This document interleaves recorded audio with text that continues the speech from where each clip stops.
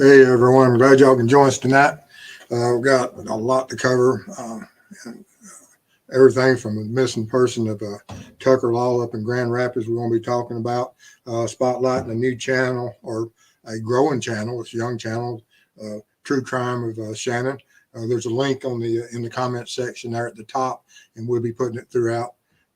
Y'all check her out, go in there and join, get her, subscribe to her, get her up to that 500 subscribers so she can get her community page up and everything. But with that being said, let's go ahead and get started in here on the presentation. This young man here, Tucker Laws, he was last seen just a few days ago. And he lives in Plainfield, Michigan, just outside Grand Rapids. He's just walking.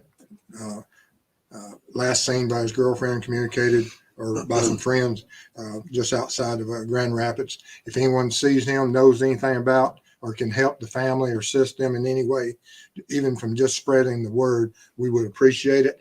There's a lot of channels that we're all working together, trying to get the message out and trying to locate this young man up there. Family's deeply concerned about him, and so let's do what we can to see if we can't find him and get him back with their family. All right. As always, introduce myself, brief bio here. I'm a retired law enforcement, spent 20 years with my agency. Worked all areas, starting in the jail, road patrol investigations, took a lot of training in a lot of different areas, was on a SWAT team, was entry leader for one of the entry teams, and then also I was a counter sniper. I'm state certified as a crime scene tech, and which immensely assisted and helped me in my investigative career. And I've worked all different types of investigations, from just basic burglaries all the way up to homicides. Seen just about everything you can imagine out there. But I'm retired now, and I decided to step back into the trying to assist and help people. And the Web Sleuth community has given me that opportunity. And I want to just be a great ambassador for law enforcement, and see if there's something that we can do together, and make sure that this community can work along with law enforcement and maybe solve some of these cold cases, find some of these missing children, and just, have a positive impact upon our communities. All right. Today we're going to be focusing on the Delphi investigation that started in 2017. And we're going to be looking at what law enforcement stated that first year, some of the comments they made about the investigation and the search for the killers of Libby and Abby. This fellow here to the left is commonly referred to as Bridge Guy. He's an unknown. He's a psychopathic killer. He's just, something that everybody is searching for. There's been a lot of YouTube channels that have focused on this individual. Law enforcement's focused on him for over 5 years, and we're still at a standstill of not knowing where the case is going. We're no closer in the community of realizing who this individual is. And so we're going to look at some of the things law enforcement said about him and try to, keep the spotlight on him and keep the information out there, because as long as look out, what we got going on here. Thank you. Look at here. Yeah. It's new. Mrs. Steve has been begging for the blue light and everything, but I appreciate that. Thank you, Debbie. Yes. Thank you. That's going to be, we appreciate all the support that we've had from our community, and thank you for that. It'll be all these monies and everything, of course, will be put towards a good purpose of, I've got to buy some equipment and stuff that if we take one of my projects on the road to assist in investigations, cold cases, then most certainly all of these funds and things will be put towards that purpose, and we most certainly appreciate that. But as we search for Bridge Guy, and as law enforcement has made news briefings over the years, It's quite confusing at times. We went from the initial poster or sketch that they put out there, a bridge guy, to a couple years later, they came in with another one, a younger version. And so there was certain confusion within the community and then within the web sleuth communities also, and the YouTube creators. And it's been great debate ever since. And sadly, that has, broken confidence in law enforcement to a certain degree, which, of course, law enforcement didn't intend that. But, they do have a job to do, and they should make it absolutely clear of what their strategy and how they implement and what they're going to do and progress this case. And failure to do so as continuously creates, a loss of confidence. And but hopefully with enough focus, and we can get law enforcement at some point to release some more information that may turn this case and keep the focus on this bridge guy, because the attention that we give bridge guy, there's a side effect that we possibly are keeping him to ground, and that he every day has to look at his picture of what he looked like 5 years ago. And now, has he changed that? Possible, but he couldn't change everything. And but most certainly we must maintain as much pressure as we can with public awareness and on this individual, and see what and see how law enforcement may change their strategy in the near future, and hopefully release some more information. This is one of the public relations officers that's with the Indiana State Police.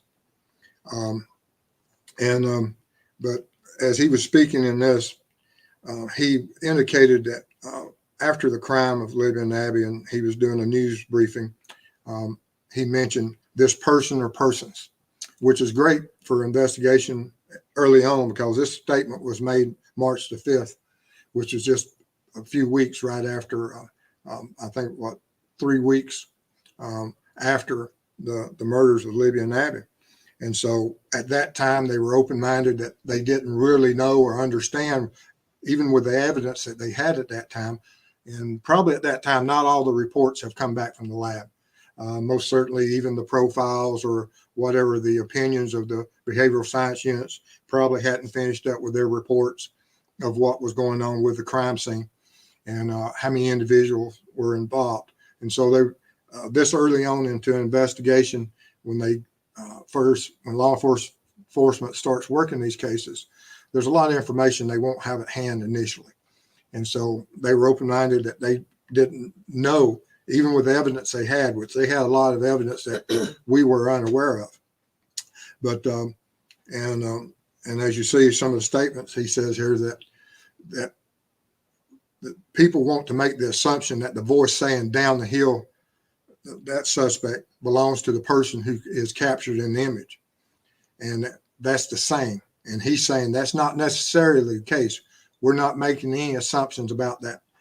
That one statement tells you that they're within the video itself, that the video camera was evidently not pointing at or looking at bridge guy at the time down the hill was stated.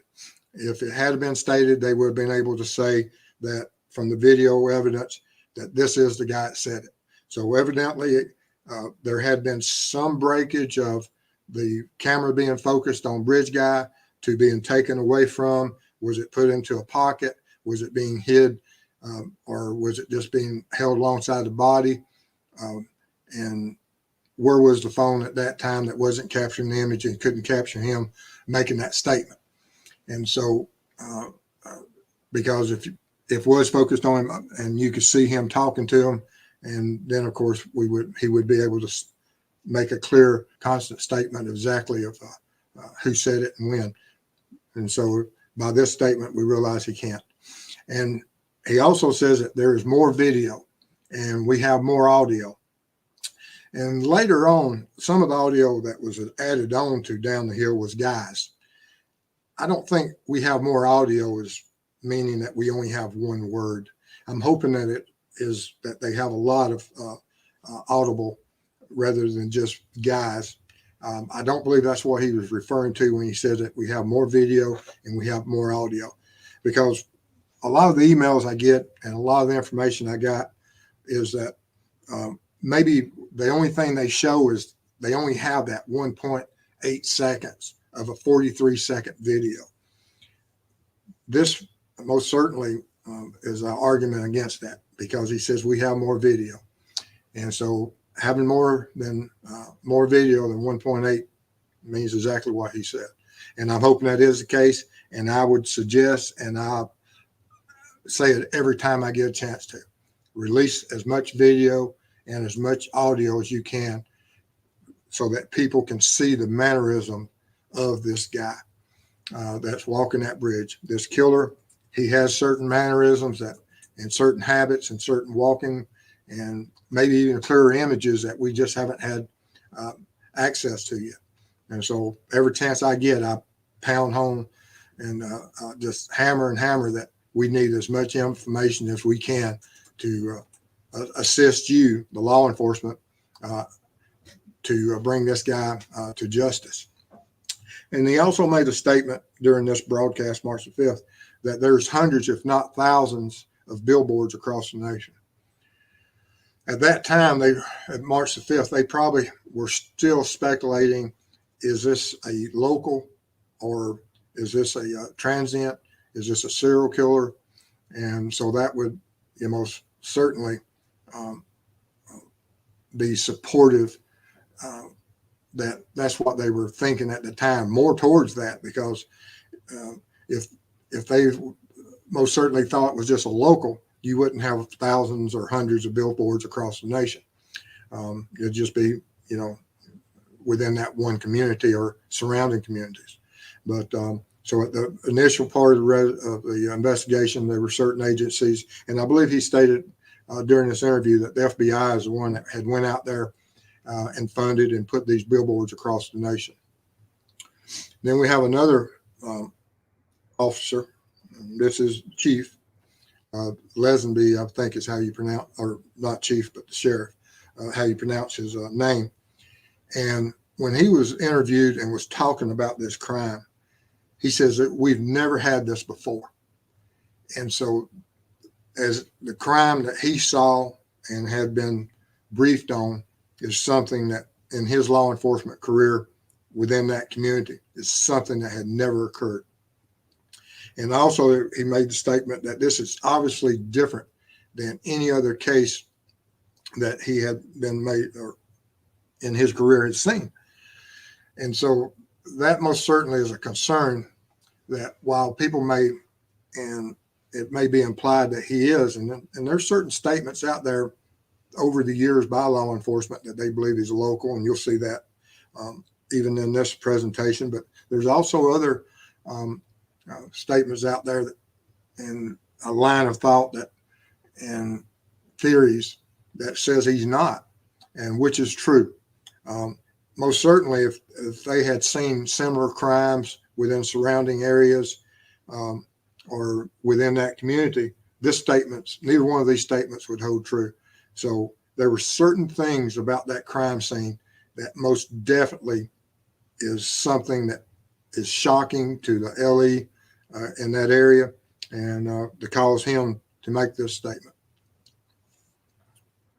Then we get to, at this time, he's First Sergeant Jerry Holman. I think he may have moved up in rank since then.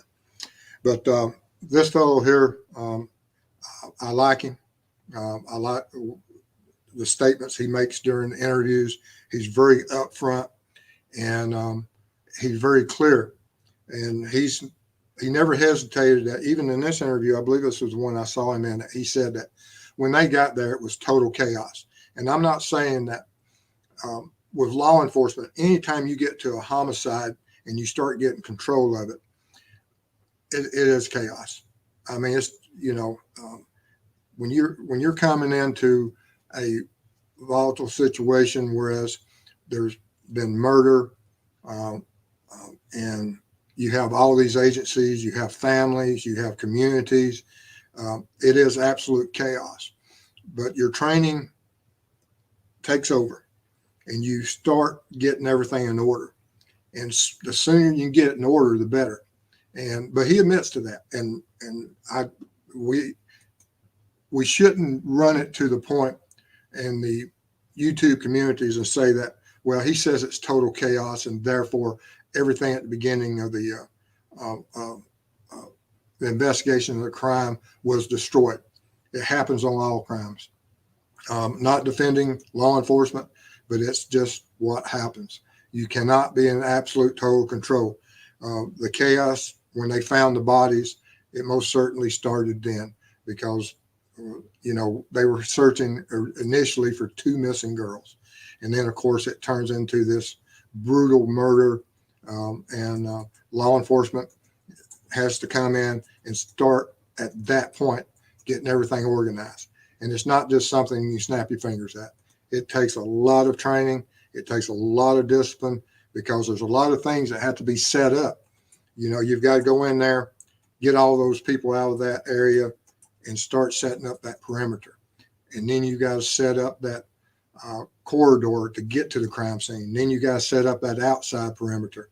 And you may have as many as 3 levels of perimeters of keeping people away so that they're outside the staging area for law enforcement so that law enforcement can prep, bring in their equipment, and move down their corridor of access to the final area at the crime scene that is secured. And that's something that sometimes takes hours to do.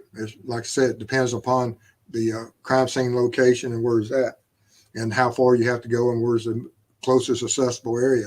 I've had to walk in on some trails because we did a lot of death investigations on state parks and mountainous terrain. And sometimes, it's a couple miles to where where a death investigation may be, because when you find a body, it's not, in this case, most clearly it was a homicide, but in some cases you're not sure of that. And so you have to transport and get everything in there and work that death investigation just the same as if it is a homicide. But Mr. Holman here, he says that with this type of investigation, and this was done April the 25th, so we're looking even further. We're looking at almost, a month and a half, 2 months going on after the crime.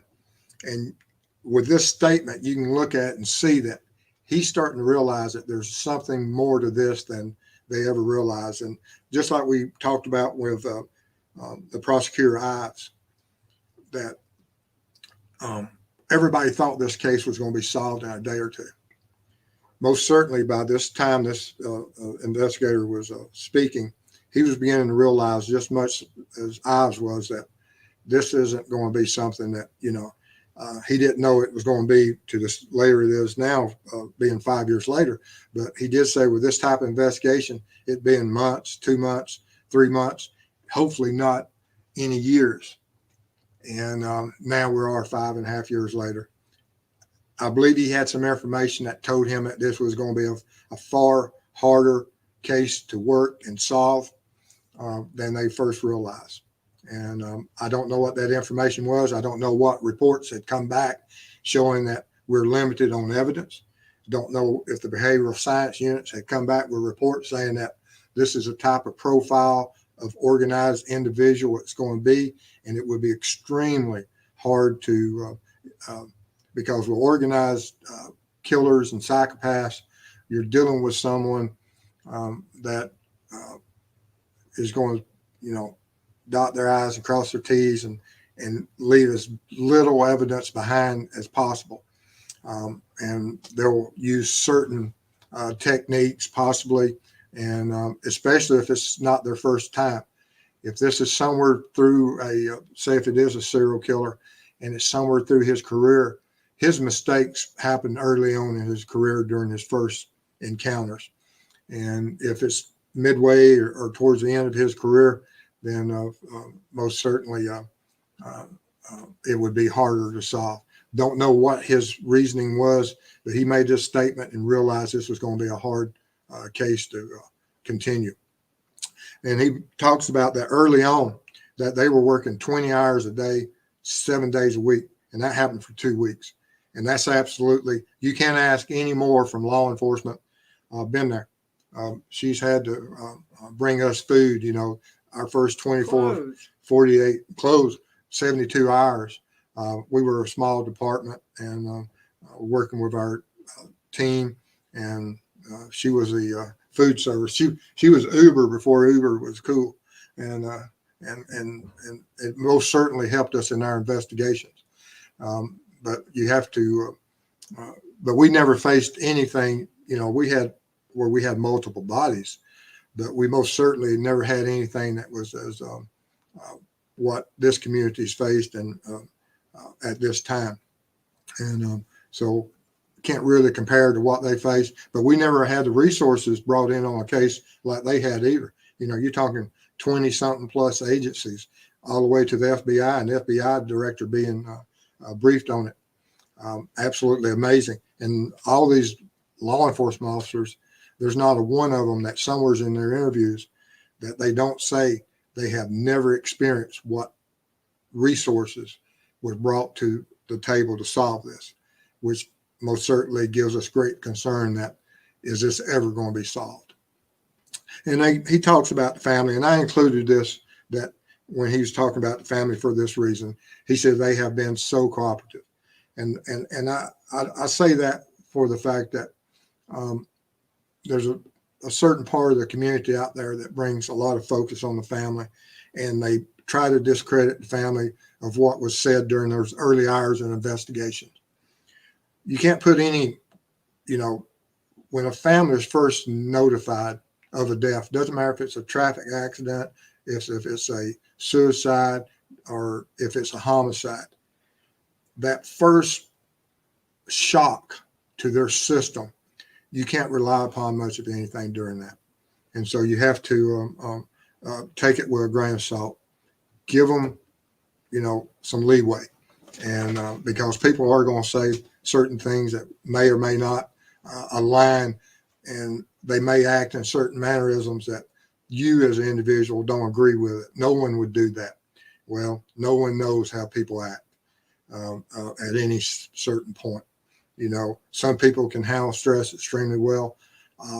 Time frames and timelines just, are gone, and some people can't handle any stress at all. We all know them. We've seen them in our families, that some people are solid as rock and some of them just fold.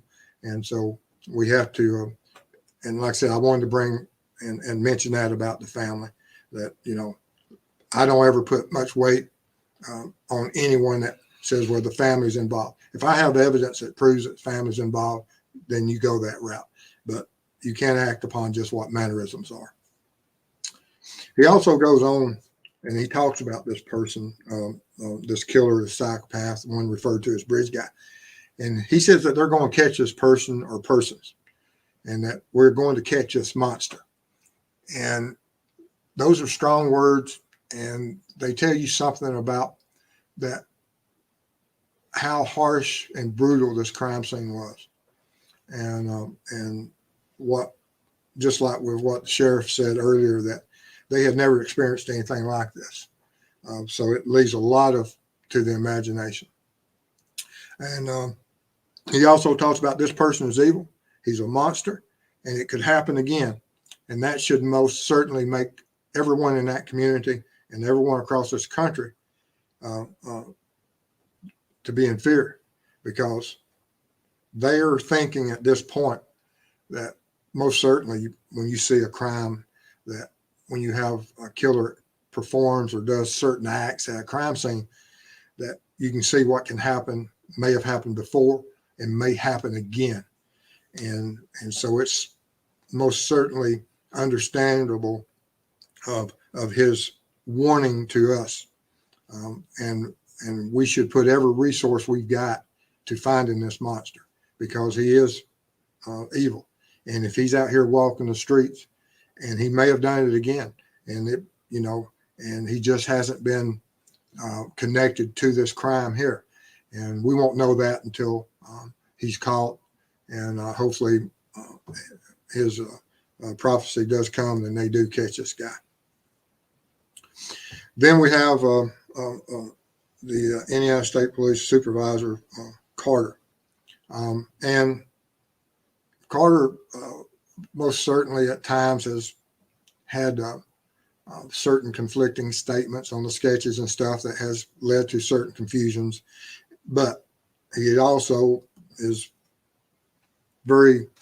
he's a great spokesman for law enforcement, even during his confusing times. And he just aggravates the devil out of me sometimes. And me and her, we have discussions about him all the time. Extremely professional. And I saw a couple of interviews that we'll be talking about in the future of where he's finally starting to explain the sketches, and that there's going to be some similarities from each of the sketches in our bridge guide. I wish he had started with that from the get-go versus what he has said on others. But anyway, when he's talking here, he says that we believe the sketch behind you was a face-to-face encounter with a citizen of with a citizen of Delphi. I double that one. Oops. And when I over and looking at all the interviews, this is the first time that I had seen that he'd said, and because there's a multitude of interviews with him talking, but this was on the Dr. Phil show, December 13th, 2017. And he says that this sketch here was from a face-to-face encounter, and which later on there's some other, and as we'll get into in future shows, where he talks about that maybe nobody really ever saw a bridge guy, and that's the aggravating part about some of the statements that have been made by law enforcement. They say one thing at a certain time, and then they backtrack, and it's it's lost in the translation or something, because I don't understand some of the stuff. But most certainly, at this point in time, his belief, and he may have just misread the notes, he may have been misbriefed, he may have been misinformed. There's a lot of reasons, but at this point and during this statement, he says that that person was from a face-to-face encounter. Then he says that the person we believe to be the killer on the high bridge has been enhanced as best as it can be enhanced. That's him. And so he's talking about this situation here, that this is the person they believe to be the killer at this point in time, and that they've done everything they can to that photo or photograph or video of the still image captured from the video and enhanced it to the best of their abilities. So it's not going to get any better than this. And sadly to say, there's, hopefully within the video, there's other images that may be able to be enhanced even further. But I'm going to give him the benefit of the doubt that during this 1.8 seconds or whatever the length of this time loop of this bridge guy here, that this is the best that part can be enhanced. I'm hoping there's more video from the other law enforcement officers' statements that can be enhanced, that will give us a better image. But at this point, we don't have that. Then a couple years later, January the 20th, Carter makes a statement on the Indiana State Police Roadshow. And he says that, and they've changed a little bit, and we'll go further on a future show about some of the more recent revelations of where it has gone to. But he says either one of these individuals or a group, whatever that might be, that were involved in this. And so now he's going along the lines that has changed. Something has changed about the investigation, some more information. Is he talking about that the psychopath, this killer, has told other individuals? Or were there more than one person? Do they have information that at the crime scene there was more than one person involved in this? And so, but he wants someone that's within this group of individuals, being the alibis or participants, co-offenders, that someone will have to do the right thing and step forward. And hopefully that will be the case, and to solve this. And if you have any information about any of this, and what's going on with this bridge guy. If you've heard rumors or you've heard a statement made by someone that led you to be suspicious of someone, most certainly notify. They have to notify and let everyone know of that information, because, as they always state, there's just one tip away from solving this case. That they have a great puzzle they put together, from the abduction, from the video, from the audio, to the crime scene itself where the murder happened. And so there is, when you do these investigations, they're just a giant puzzle. And so you have to take everything, put it together. And regardless of some of the confusing statements that's made, even with law enforcement. But anyway, I also want to talk tonight that this past week, I think it was Thursday, I was on Mob Crew, and we were talking about Dylan Round's case. Had a great show with him, with the Mob Crew. And Chris most certainly has a great channel. Check him out, support him as much as you can. And I'm going to be on his show with him tomorrow night, 7 o'clock Eastern time. And so most certainly check us out then. We'll be talking about Dylan Rounds and anything else. And of course, tonight we'll talk about anything y'all want to talk about. And let's see, don't forget about Tucker Law getting on that missing person, getting information out there about him. And let's support True Crime Shannon as much as possible. Her link's in the chat at the very top of the list, and probably a few more times in there.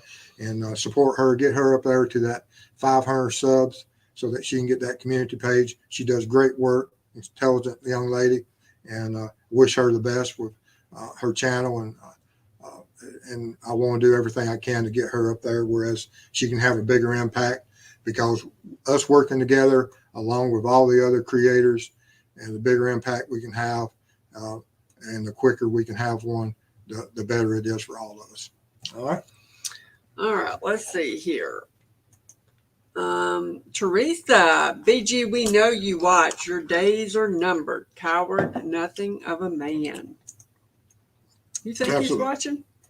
The most certainly behavioral science unit said that's part of his profile. He's keeping up with the case in some manner. He meets that profile. And so most certainly if he's available, he's watching it.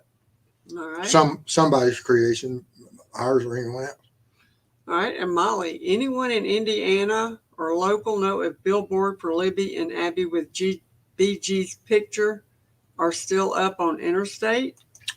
Law enforcement every now and then, whenever they restart or they bring information forward, they'll do that. They'll repost a billboard. They'll open up, especially around the anniversaries.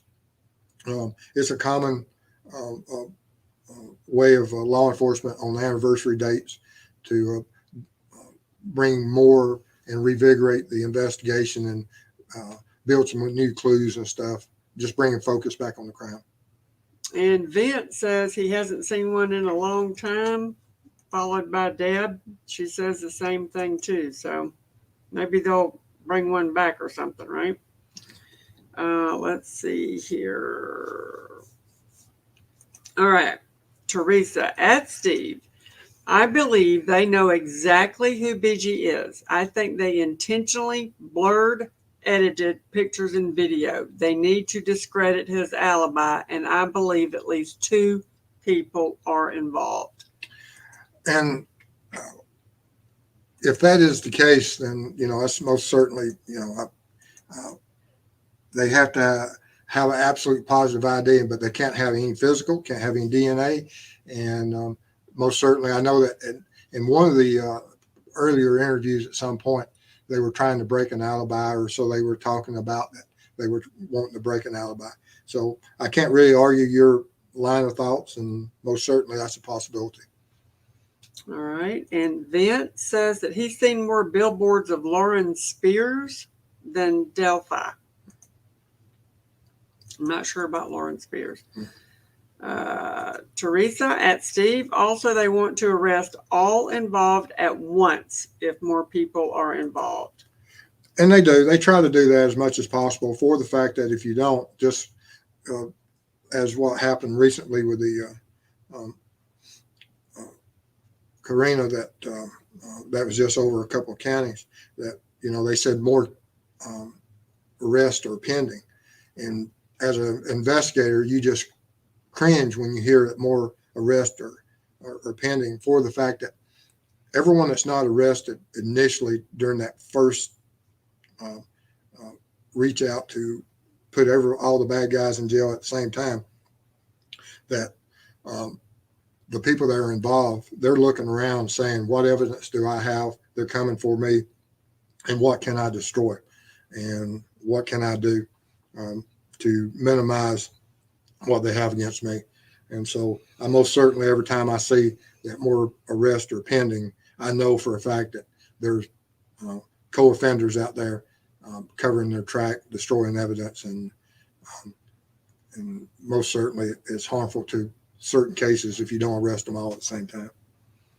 And Vanessa Marie, this is a shout out from Mrs. Steve. Hi, everyone listening and working on my Cyclops state. Thank you so much. I've got another state coming online, hopefully in the next couple of days. Yes, that is a huge project. So we've got that one coming. So hopefully pretty soon we'll get a few more coming. Let's see here. All right. From Molly. At Steve, any thoughts you're willing to give up if it's two different people talking, one saying guys and another saying down the hill? Could also just be less static, so sounds different. And most certainly, I mean, and it could sound different just from the fact that how long was the time between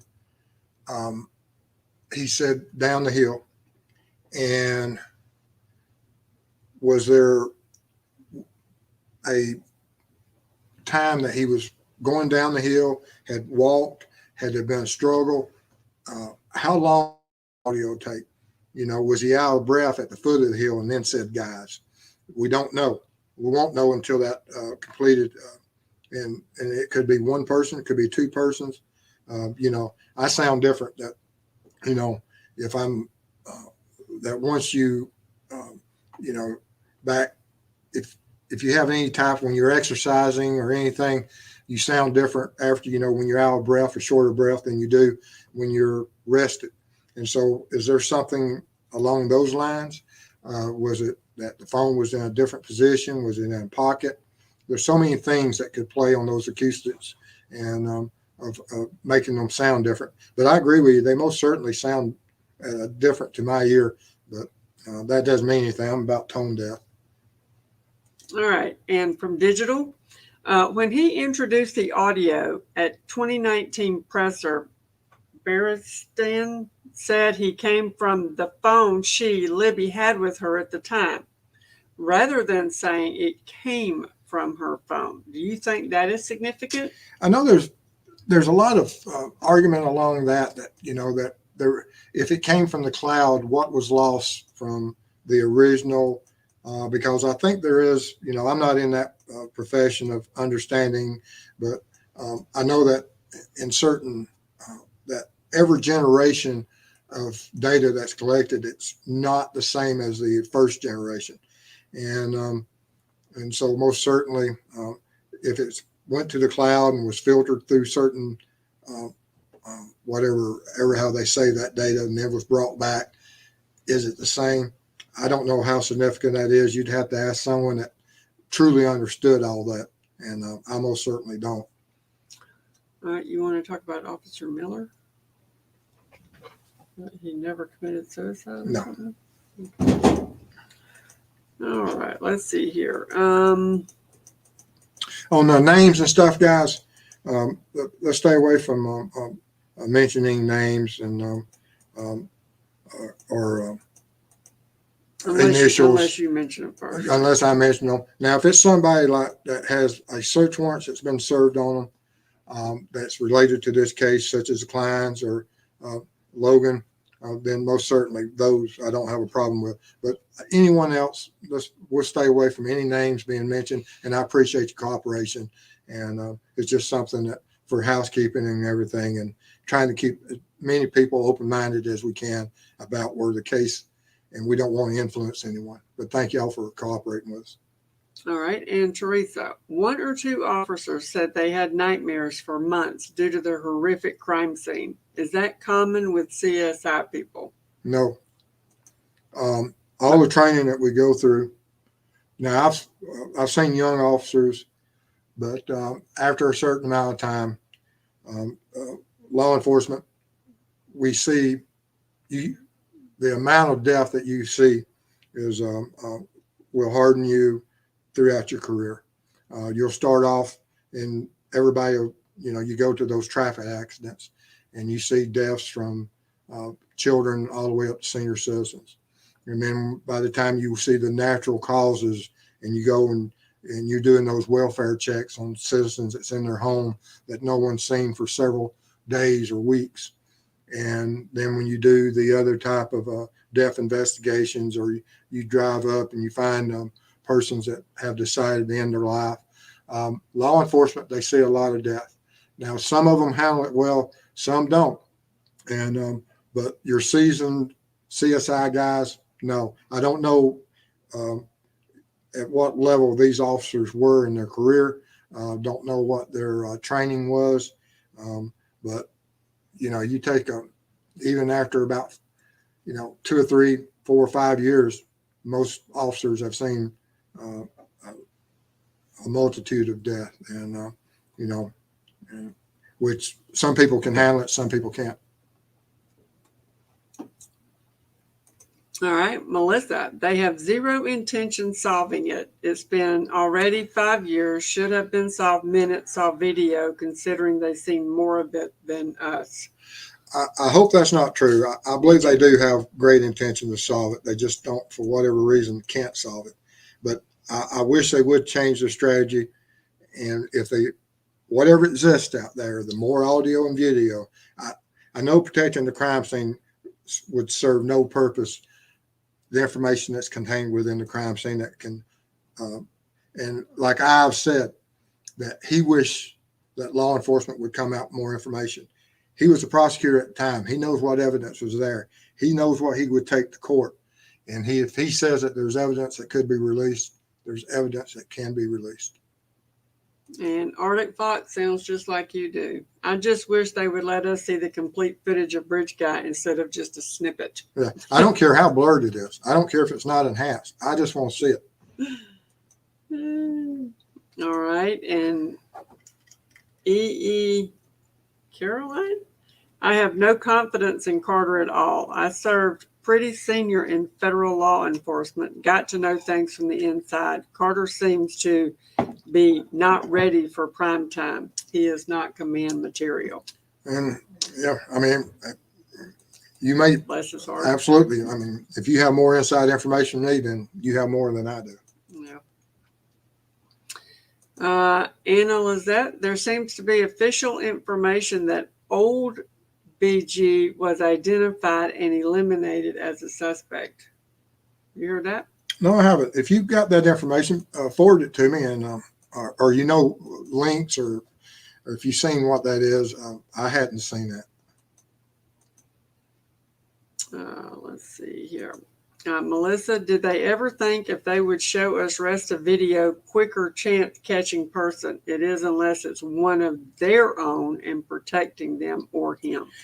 And that most certainly has been a theory that there was a ruse used, that he may have been impersonating a law enforcement officer. He may have been a law enforcement officer. There's so many different theories out there that he may have been trained or in military police, security guard, and that he used that ruse to abduct them and make them comply originally. We don't know, but that most certainly, was that the reason they withheld that information? It's quite possible. All right, Teresa, I've never believed anyone saw BG. He's not dumb. Carter even says this. He did, but then again, he says that there was a person to person in the interview I saw. So, like I said, I don't know if he was misbriefed or misread something at that time or just misstated.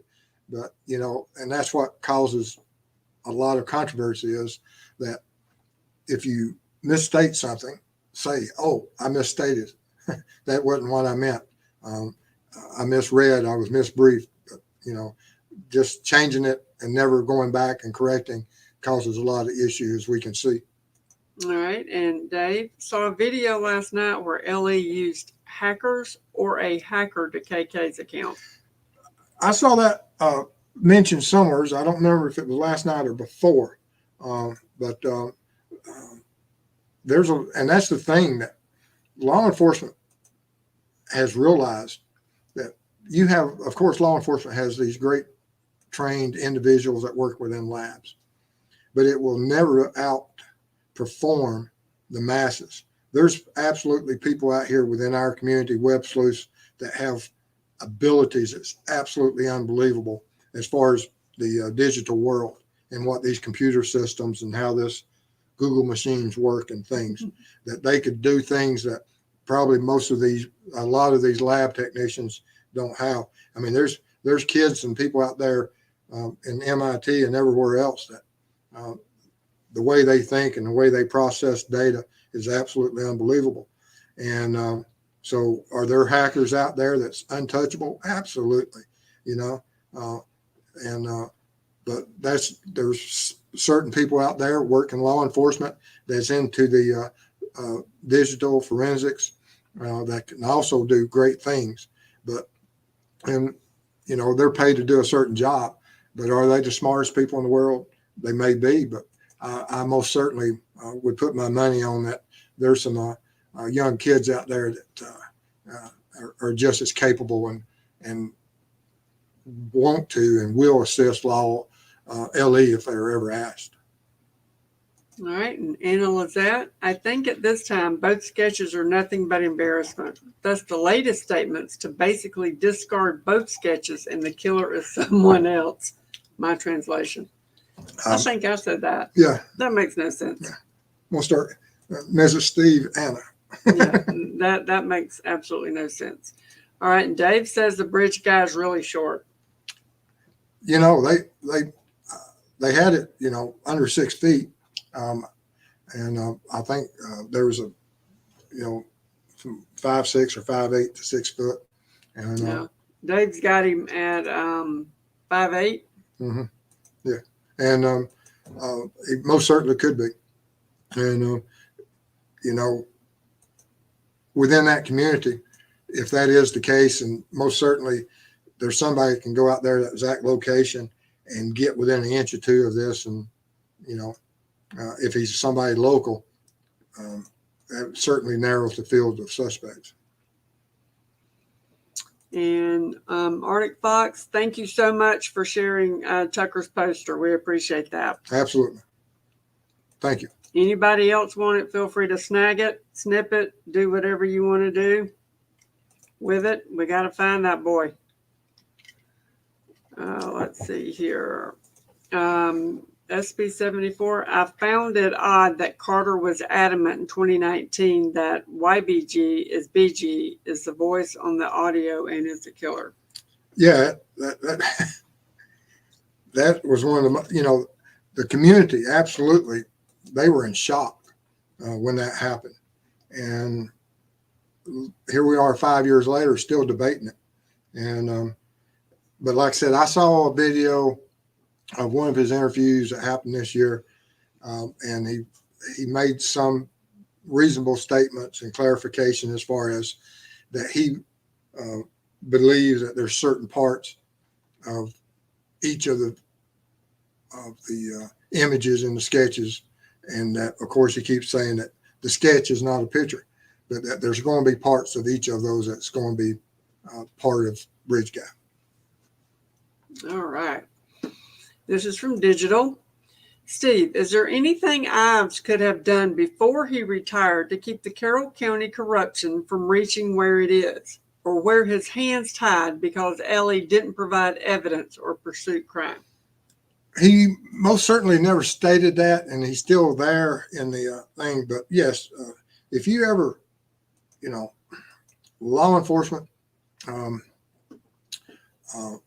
there's a lot of good people in law enforcement, and generally you take a group of law enforcement, especially from different agencies, although Uvalde, though, was certainly a failure of multiple agencies failing to act. But there are certain things that if law enforcement at any point, they suspect something is corrupt, that's what the attorney general is for within the state. You go to those higher authorities, and if that doesn't work, you have a higher authority in the federal. You go to the FBI and the attorney generals, and there's everybody's got a boss. And if you don't like what's happening local, go to the state level. If that doesn't work, you can go to the federal level. Mm-hmm. All right. And True Crime with Shannon, we won't give up on Abby and Libby. Justice is coming. And I hope so. That's the young lady right there that we're trying to get her up to 500 so she can put her platform out there and have even a greater impact. She does great work, and go look at her channel, subscribe to her, and support her as much as you can. Tell your friends, neighbors, whoever, to help her as much as possible so that we can expand our footprint and have a quicker response to help everybody. This one right here talks about, do you think there's similarity in sketches to Nick Bostic, the hero from the recent house fire? Yeah. No, we're not going to do it. Okay. Once again, in chat, guys, let's leave names out of there. All right. And let's see here. Let's skip a bunch of this. All right. And Dave, I also believe they, LE, are all done with the KK account. And on a certain level, they would, but they'll always keep up that avenue for the fact that, they did have contact with that family prior to, and there was certain communications between the two. So they'll always keep up a line of investigations and collecting that data and forwarding it. All right. And Teresa, what's website for Cyclops? Oh, that's truecrimeweb.com. Mm-hmm. And then you'll find the pages in there. Make sure you look for your zones before you start clicking around, because you'll be clicking for a while. Yeah. I had to break the country up in zones to be able to get it out there. Yes, there's in the system that we've started off with, this initial system to get the information out there as quickly as possible. Certain decisions had to be made, and it only allows so much information within a certain area, and so we had to break the U.S. down into 12 zones. Mm-hmm. All right. True Crime with Shannon, I do believe there was more than one person involved. Statistically, you're absolutely correct, because when there's multiple victims, there's generally multiple offenders. It's an outlier that one person, although it is possible and it has been documented, it's very rare. All right. And Molly, at Steve, good idea about tired from exertion, etc. Hadn't thought of that. Absolutely. All right. And Corky Mama, what do you think was their strategy to add one more word? Why do you think guys was the word that they added?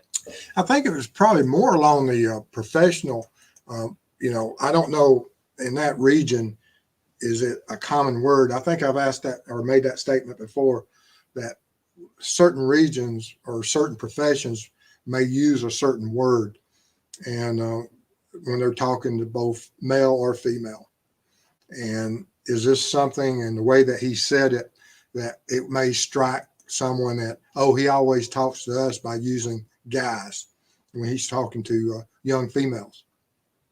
Don't know. Was that the strategy behind that? There's a reason that they didn't put it out there to begin with, but there is a reason that they did put it out there when they did. Mm-hmm. All right. And Caroline, one speculator named a former mayor who also acted kind of funky at press conferences. Also, maybe relatives of that person. Family members often look a lot alike. And that's a good point. That'd make you nervous. Yeah. And that's a good point, that just because one individual may look at it, it may be a relative of his that's actually the perpetrator. And so, but you have to be real careful that when you point out some of these people that you don't destroy their lives and everything. And but that was well said. Appreciate that. All right, and CL Silverback at Steve, has your POI changed at all over time, or has it remained the same? Individuals. We I have as I've looked at this investigation, and you have different. I have different POIs for different type of or different motivations. If it's a serial killer, of course, I don't have a POI, but I do have a profile. If it's a local, I most certainly have a POI. But and if it's related upon certain types of motivations, I have POIs. It just depends what type of motivation.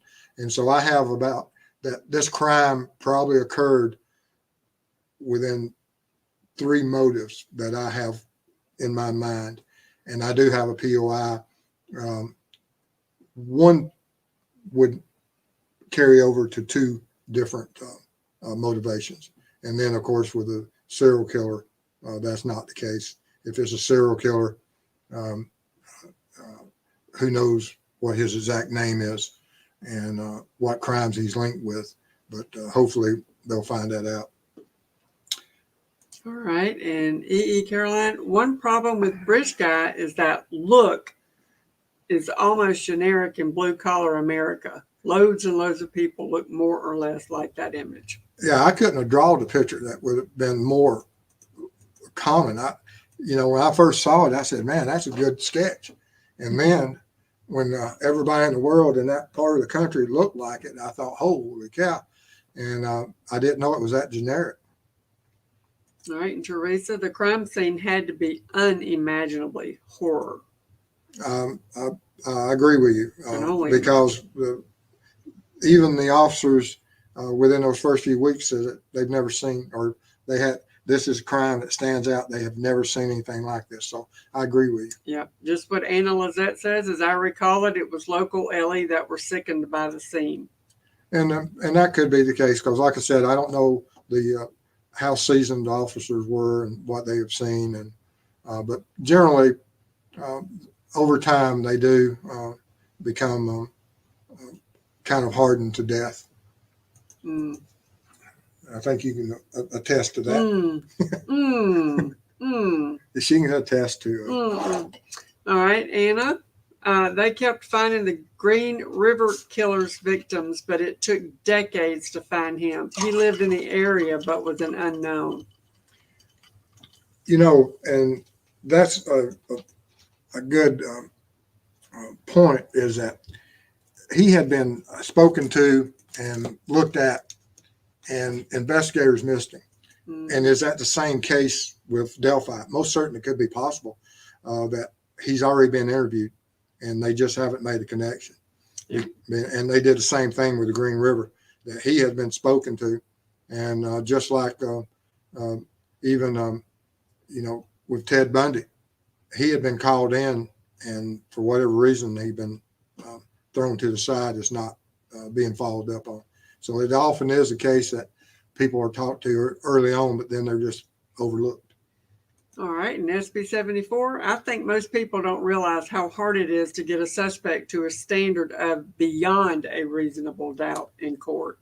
It absolutely is. I mean, it's easy to get them arrested, but it's hard to get a conviction because you're no longer at that probable cause, and you only get one chance at it. And is that the hold up on this? And is it like an earlier statement about someone that they have to break an alibi? If that's the case, then I hope that's not the case. I'm hoping it's just a matter of science catching up with what DNA they do have. And Teresa, at Steve, I do not see police covering up for anyone who murdered 2 young girls. I don't either. We could only hope, right? Yeah, I don't either. I don't either. All right. And Melissa wants to be a detective. There you go. Absolutely. Go to your local Ellie? All right, and let's see. All right, and E. Caroline, it seems Ellie has mixed motives, is torn between two goals. One, solve the case, of course, and two, be super delicate so the next of kin do not get exposed to gruesome details. These can conflict. And just like we've seen when the cases get televised, you know, and the families are traumatized and they finally get to see what this animal has done to their family or to a family member. And can be very traumatic on so many levels. I agree with you. All right. And Melissa wants to know if you got to go to college for your business. I guess it depends on the department. Well, it depends now. If she's the one who wants to be in law enforcement, that's good. It depends if you want to do lab work and be a chemist. There's a lot of different specializations within crime scenes. Law enforcement part most certainly doesn't have to be college educated, although there's a larger field now of officers on the road, boots on the ground that are college educated. And but other than the lab work and being running certain machinery and understand certain things about how to process certain evidence, most everything else can be taught to law enforcement. And you'll get the training, basic stuff, even for the homicides and stuff. You know, it's not, you know, you get all the hours in the world when you're going into a specialized field such as CSI. You know, it took me, I guess, a little over 2 years of spending at the state training center. You know, I was down there, I don't know, Oh, God. 2 or 3 weeks a month. Yeah. So I spent a lot of time taking different types of courses and getting specialized from everything from profiling down to evidence and testifying in court. All right. And Teresa, why do you think they removed the description of BG from the flyer information? They had some information that came in and said potentially that's not correct. That's the only reason I can figure that. That if it was a certain sketch, this is who we're looking for. But if it's this one here, we can't go with that information. Very confusing. All right, let's see here. Susie Q, the community knows who the killer is and they are in plain sight. That's been stated. Yeah, it has been stated. It has. Let's see here. All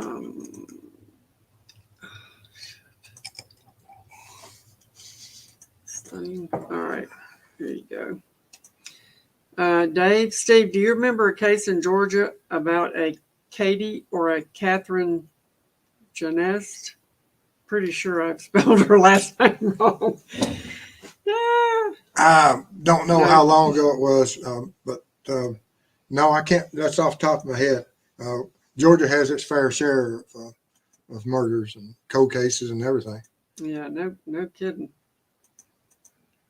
Let's see here.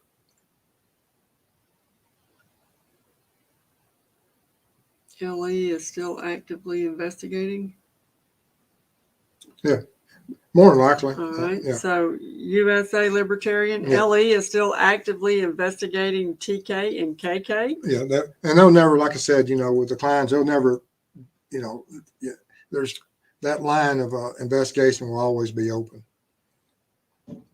All right. And CL Silverback at True Crime Web. Steve, in your experience, has Ellie ever used a potential lead, in other words, KK, publicly, yet behind the scenes was heading in a different direction, using KK narrative to draw out? Most certainly, you know, you could look at that,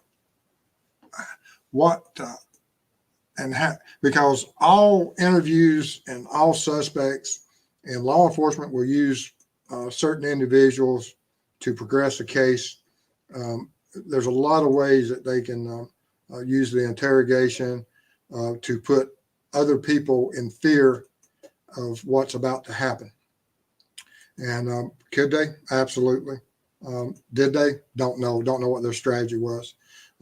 Most certainly there was a strategy for Klein, but was there a strategy to apply pressures to others? Most certainly possible.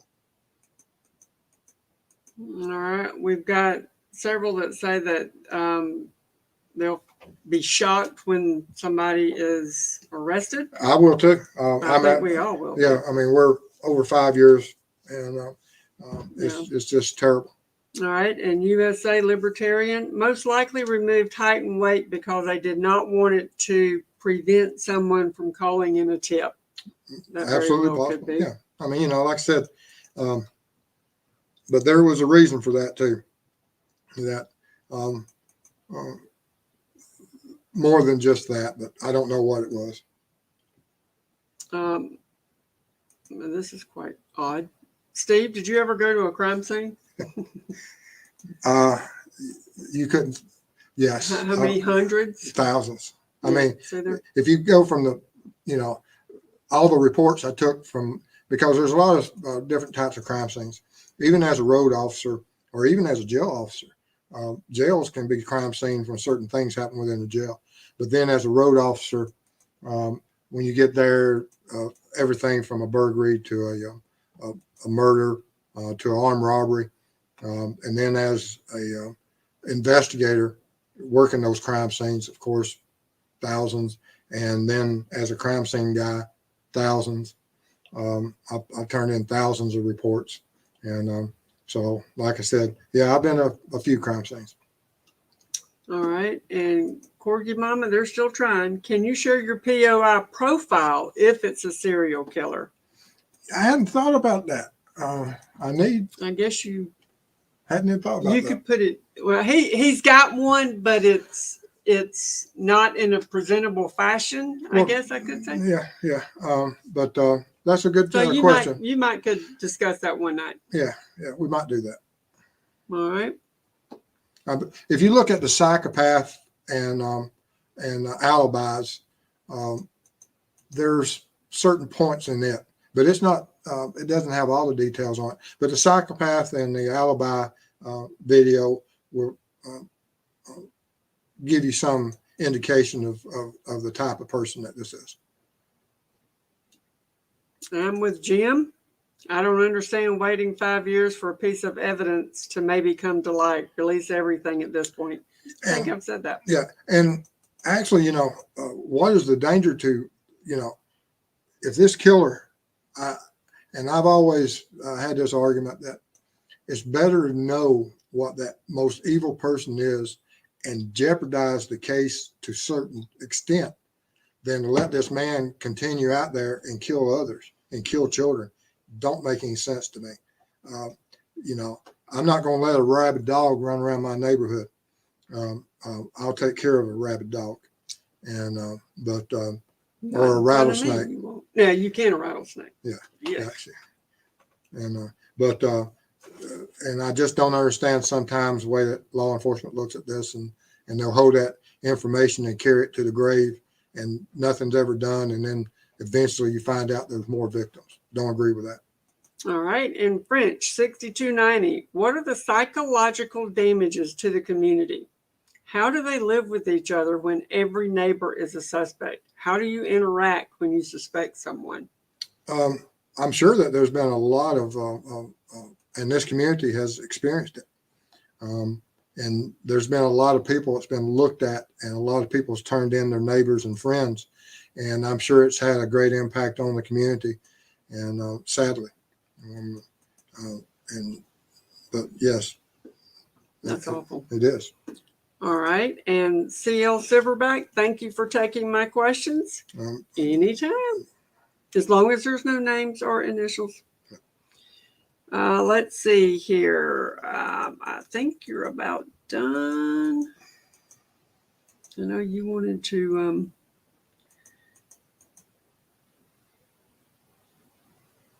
Let's see here. USA, the sketches are super confusing. I agree there.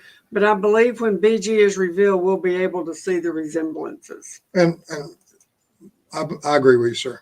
I agree. Or ma'am, I don't know. Whatever. USA? Yeah, I don't know All right. You are done. All right. Well, guys, I appreciate y'all coming and spending time with me. I appreciate all your support. I appreciate all my volunteers that's working on the Cyclops. Cyclops. And I really appreciate she the does too. volunteers. Still a lot of work on our end to do. And this is probably going to be several months. Well, not even several months. It's going to be a continuous updating for as long as we can do what we can do. But I appreciate everybody's support. Check out tomorrow. And don't forget tomorrow night I'll be on the Mob Crew with Chris, and we'll be talking about Dylan Rounds, and I believe he got some great information on that case. And let's see here.